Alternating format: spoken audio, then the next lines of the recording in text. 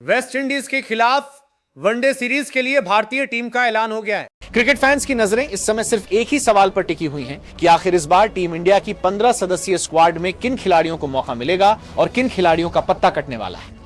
क्योंकि हाल ही में खेली गई इंग्लैंड के खिलाफ वनडे सीरीज में भारतीय टीम के कुछ खिलाड़ियों का प्रदर्शन काफी निराशाजनक रहा। बल्लेबाजी, गेंदबाजी दोनों विभाग में टीम के कई खिलाड़ी उम्मीद के मुताबिक प्रदर्शन नहीं कर पाए, जिनके ऊपर इस बार बड़ी चर्चा हो रही है। जी हां दोस्तों, रिपोर्ट्स के मुताबिक वेस्टइंडीज दौरे के लिए भारतीय टीम की स्क्वाड का ऐलान इसी महीने के पहले सप्ताह में किया जाना था और अब आखिरकार वो समय भी आ चुका है। खबरें लगातार सामने आ रही हैं कि BCCI chief selector Ajit Agarkar और हेड कोच गौतम गंभीर के बीच खिलाड़ियों के चयन को लेकर लगातार लंबी बैठकें चल रही हैं। हर खिलाड़ी के प्रदर्शन पर बारीकी से नजर रखी जा रही है ताकि वेस्टइंडीज जैसी मजबूत टीम के खिलाफ सबसे संतुलित और खतरनाक भारतीय टीम उतारी जा सके। क्योंकि अब बस कुछ ही दिनों के बाद भारत और वेस्टइंडीज के बीच 3 मैचों की हाई वोल्टेज वनडे सीरीज का आगाज होने जा रहा है, जहां वेस्टइंडीज की टीम भारत का दौरा करेगी, जहां उसे 3 मैचों की वनडे सीरीज और उसके बाद 5 मैचों की टी20 सीरीज खेलनी है, जिसके लिए वेस्टइंडीज क्रिकेट बोर्ड ने वेस्टइंडीज स्क्वाड का अनाउंसमेंट काफी पहले ही जारी कर दिया था और अब पूरे देश को सिर्फ टीम इंडिया की स्क्वाड का इंतजार है। इसी बीच बड़ी खबर यह निकलकर सामने आ रही है कि टीम मैनेजमेंट और कोच गौतम गंभीर के बीच खिलाड़ियों के चयन को लेकर चर्चा काफी तेज हो चुकी है।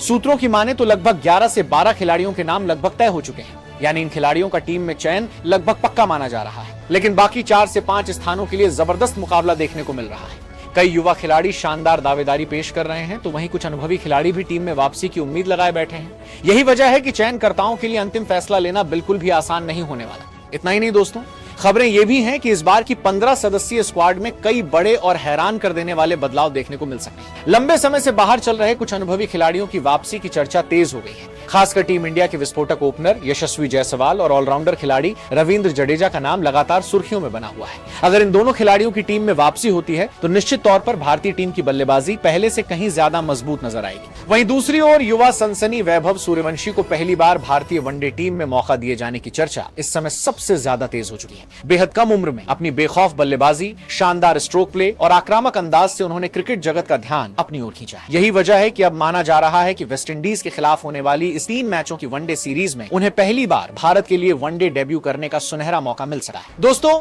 जिस अंदाज में वैभव सूर्यवंशी इस समय बल्लेबाजी कर रहे हैं, चाहे इंग्लैंड के खिलाफ खेली गई टी20 सीरीज हो या फिर हाल ही में समाप्त हुई जिम्बाब्वे के खिलाफ लिमिटेड ओवरों की सीरीज, उन्होंने अपनी विस्फोटक बल्लेबाजी और निडर सोच से सभी को प्रभावित किया है। मैदान के चारों ओर बड़े बड़े शॉट लगाने की उनकी क्षमता ने चयनकर्ताओं को भी काफी प्रभावित किया है। ऐसे में अगर उन्हें वेस्टइंडीज के खिलाफ वनडे टीम में जगह मिलती है तो ये उनके करियर का पहला वनडे डेब्यू होगा और करोड़ों भारतीय क्रिकेट फैंस की नजरें इसी युवा खिलाड़ी पर टिकी होंगी। अगर वैभव सूर्यवंशी को इस सीरीज में डेब्यू करने का मौका मिलता है तो टीम इंडिया को भविष्य के लिए एक आक्रामक और भरोसेमंद ओपनर मिल सकता है। अब सबसे बड़ा सवाल यही है कि आखिर वेस्टइंडीज दौरे के लिए बीसीसीआई किन 15 खिलाड़ियों पर भरोसा जताने जा रही है, किसे मिलेगी कप्तानी, कौन बनेगा उप कप्तान, क्या यशस्वी जायसवाल और रविंद्र जडेजा की धमाकेदार वापसी होगी, क्या युवा वैभव सूर्यवंशी को भी स्क्वाड में जगह मिली है, कौन बाहर हुआ, किसकी हुई वापसी, इन सभी सवालों का जवाब आपको इस वीडियो में आगे विस्तार से मिलने वाला है। साथ ही हम आपको बताएंगे वेस्टइंडीज के खिलाफ 3 मैचों की वनडे सीरीज के लिए टीम इंडिया की नई 15 सदस्यीय स्क्वाड, संभावित प्लेइंग 11,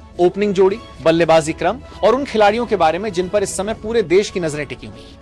लेकिन उससे पहले दोस्तों, आप सभी से एक छोटा सा सवाल, आपके हिसाब से वेस्टइंडीज के खिलाफ वनडे सीरीज में रोहित शर्मा के साथ ओपनिंग किस खिलाड़ी को करनी चाहिए? क्या युवा वैभव सूर्यवंशी को मौका मिलना चाहिए या फिर अनुभवी बल्लेबाज शुभमन गिल पर भरोसा करना चाहिए? अपनी राय हमें नीचे कमेंट बॉक्स में जरूर बताइए। तो चलिए दोस्तों, अब बिना समय गंवाए बढ़ते हैं इस वीडियो के सबसे रोमांचक हिस्से की और जानते हैं वेस्टइंडीज के खिलाफ 3 मैचों की वनडे सीरीज के लिए टीम इंडिया की नई 15 सदस्यीय स्क्वाड, संभावित प्लेइंग 11 और उन बड़े बदलावों के बारे में जिन्होंने पूरे क्रिकेट जगत का ध्यान अपनी ओर खींच लिया है। जी हाँ दोस्तों, अब वो घड़ी आखिरकार आ चुकी है जिसका इंतजार करोड़ों भारतीय क्रिकेट फैंस पिछले कई दिनों से बेसब्री के साथ कर रहे थे। क्योंकि अब हम आपको बताने जा रहे हैं वेस्टइंडीज के खिलाफ खेली जाने वाली 3 मैचों की वनडे सीरीज के लिए बीसीसीआई द्वारा चुनी गई टीम इंडिया की नई और सबसे खतरनाक 15 सदस्यीय स्क्वाड के बारे में। आखिर किन खिलाड़ियों को मिला भारतीय टीम में मौका, किसे सौंपी गई कप्तानी की जिम्मेदारी, कौन से अनुभवी खिलाड़ियों की लंबे समय बाद शानदार वापसी हुई, किन युवा खिलाड़ियों को मिला बड़ा अवसर और कैसी होगी टीम इंडिया की संभावित प्लेइंग 11। तो चलिए दोस्तों, बिना समय गंवाए बढ़ते हैं वीडियो के सबसे रोमांचक हिस्से की ओर और जानते हैं वेस्टइंडीज के खिलाफ 3 मैचों की वनडे सीरीज के लिए भारतीय टीम की पूरी 15 सदस्यीय स्क्वाड के बारे में। तो दोस्तों,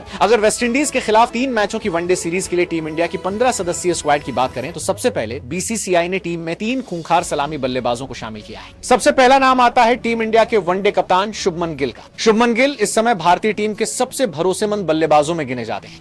शानदार तकनीक, लंबी पारी खेलने की क्षमता और लगातार रन बनाने की वजह से बीसीसीआई ने एक बार फिर उन पर कप्तानी का भरोसा जताया है। अब वेस्टइंडीज जैसी मजबूत टीम के खिलाफ कप्तान शुभमन गिल के कंधों पर टीम इंडिया को जीत दिलाने की सबसे बड़ी जिम्मेदारी रहने वाली है। वहीं दूसरा नाम आता है अनुभवी सलामी बल्लेबाज रोहित शर्मा का। रोहित शर्मा अपनी विस्फोटक बल्लेबाजी और बड़े मैचों के अनुभव के लिए जाने जाते हैं। नई गेंद के खिलाफ विपक्षी गेंदबाजों पर दबाव बनाना उनकी सबसे बड़ी ताकत मानी जाती है। ऐसे में वेस्टइंडीज जैसी मजबूत टीम के खिलाफ टीम इंडिया को उनसे एक बड़ी और मैच जिताऊ पारी की उम्मीद रहने वाली है। इसके बाद तीसरा नाम आता है युवा सलामी बल्लेबाज यशस्वी जायसवाल का। आखिरकार लंबे समय बाद यशस्वी जायसवाल की भारतीय वनडे टीम में वापसी हो गई। पिछले कुछ समय से वो वनडे टीम से बाहर चल रहे थे, लेकिन शानदार प्रदर्शन और लगातार रन बनाने की बदौलत उन्होंने एक बार फिर चयनकर्ताओं का भरोसा जीत लिया है। वेस्टइंडीज जैसी मजबूत टीम के खिलाफ अनुभवी खिलाड़ियों के साथ एक युवा और आक्रामक बल्लेबाज का होना बेहद जरूरी माना जा रहा था और यही वजह है कि बीसीसीआई ने यशस्वी जायसवाल को एक बार फिर टीम इंडिया में शामिल किया है। अगर उन्हें प्लेइंग 11 में मौका मिलता है तो वो अपनी विस्फोटक बल्लेबाजी से विपक्षी गेंदबाजों पर शुरुआत से ही दबाव बना सके।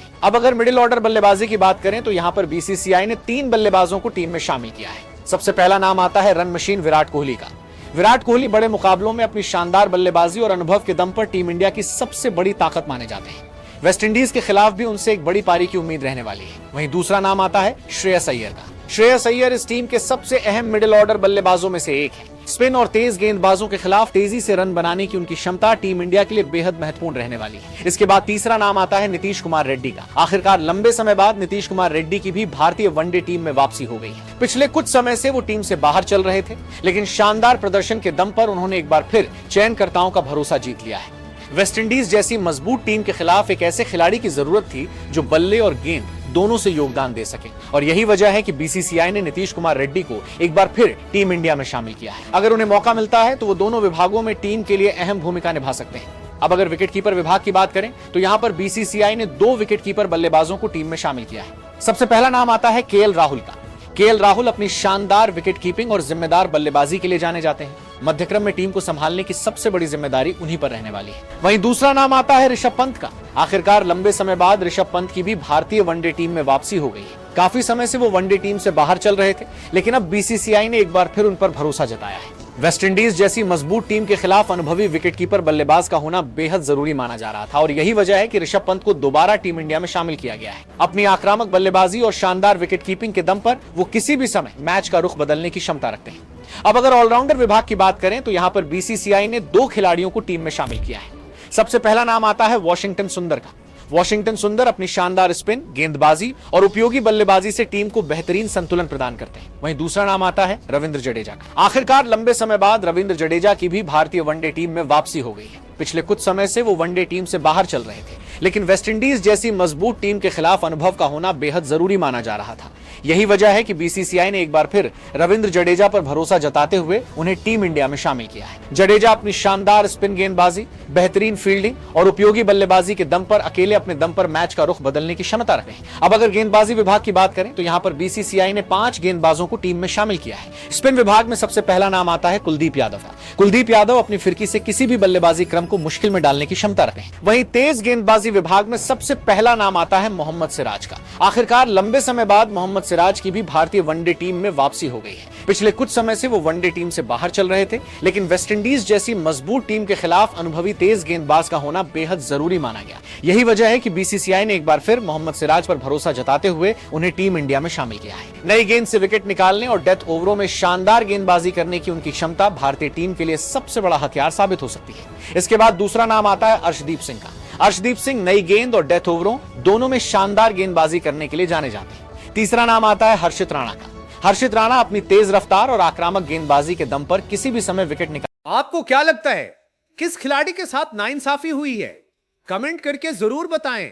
क्रिकेट की हर छोटी बड़ी खबर के लिए एस क्रिकेट हेडलाइंस को अभी सब्सक्राइब करें।